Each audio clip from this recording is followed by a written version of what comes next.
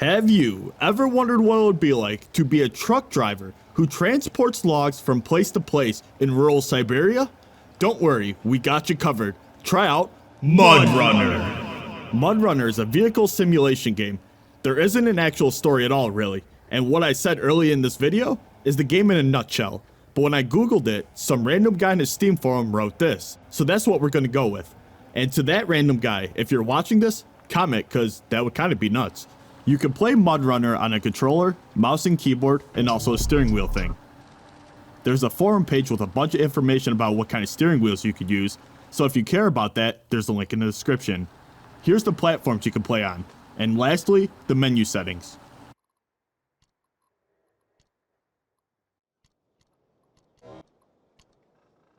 Graphically, the game doesn't look terrible, but some things such as the top of logs look horrible.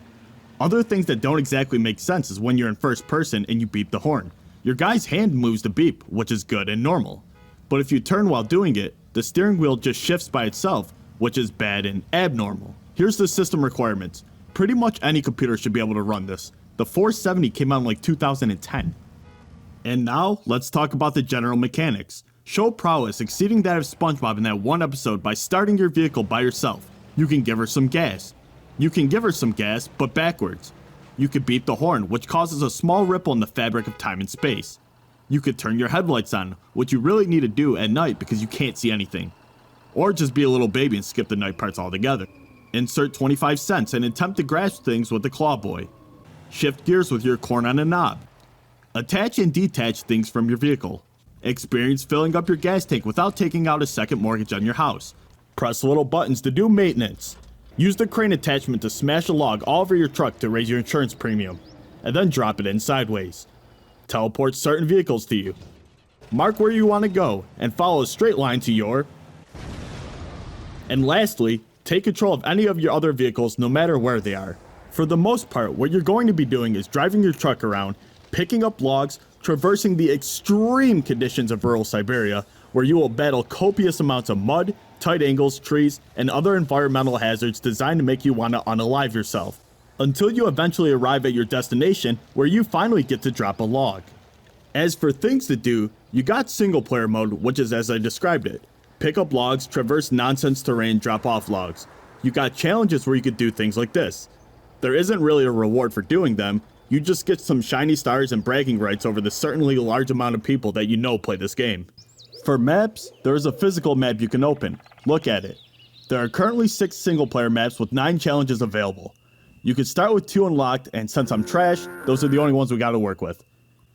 Each map consists of roads separated by shitty mud areas that are annoying to drive through, and guess where most of the logs are? Anyway, here's a 15-second compilation of me driving around in different areas overlaid with hillbilly music.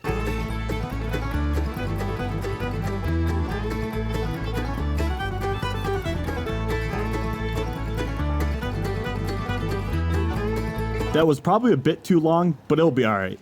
Anyways, there's no difficulty setting in MudRunner. The difficulty is going to be determined by which map you play and which trucks you use. The more stars there are in the game balance category of a map will determine how difficult it is. More map stars equals harder.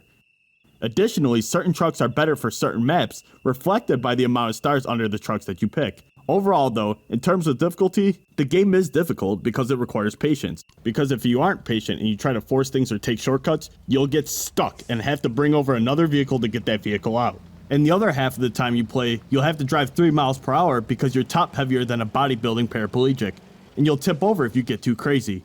You can of course pimp your ride in the garage, which is not actually a garage, but just an area in a large open field that you need to be in to access the menu. Once in the menu, you can add attachments and trailers to your truck. Some examples of which are a log carrier with a crane for log lifting, a whole ass garage, log carriers, a fuel canister, spare wheels, and more. And there's the different kinds of trucks you can use. They all have different star ratings under them. Different trucks are better at doing different things. For example, one truck might be good for going through water and carrying short logs. Another truck might be good for going through mud and carrying medium logs. How you unlock more of these trucks is by getting progression points, which you get 1 for every time you beat a single player map. As for multiplayer, you can play with up to 4 players in a party, where you basically just do the single player mode, but with your friends, or join random ass lobbies. there is a bit of potential for griefing in the form of joining random people's lobbies and continuously ramming your car into them, until you are eventually able to flip them. Bonus points if you constantly spam the horn throughout the whole process and make them quit the game. Sorry, random guy, it's for the content. The main problem I have with this game is how god-awfully slow you drive in it. I know you want to drive 45 in mud, but my god, don't have me trek across fucking Siberia to get some stupid logs then. Getting stuck in trees when there isn't a road is super annoying. During a challenge, it told me to unload my logs at a mill. I unloaded my logs by detaching the trailer, rather than silly me hitting a completely different unload button, and when I dropped the logs, couldn't get them back. To recap, this game definitely caters towards those that are into the driving sim, or driving in mud people only. What I mean by that is that if you do not like either of those two, you probably won't enjoy this game much, or at all. If you do not have the patience to drive 5 to 10 kilometers per hour for 15 minutes with occasionally getting stuck, then I wouldn't try this game. You would feel as if you died and went to hell. However, if you are into what I mentioned previously, then I think you would at least have some fun in this game.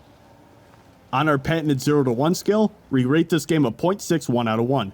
Just because it's just like a really niche game that's targeting a really specific audience, and can just be super annoying as hell if you're not into it. But if you're a logger or a truck driver or something, I guess you'd like this game, because it actually does what it's trying to do pretty well. I just didn't enjoy it very much. That concludes this no bullshit review for MudRunner. If you enjoyed it, please drop a fat log on that subscribe button, get into a head-on collision with that like button, and please comment your favorite type of industrial logging equipment. Thank you, good night, and please stop letting your gas tank get the E before refilling it. It's just bad for your engine.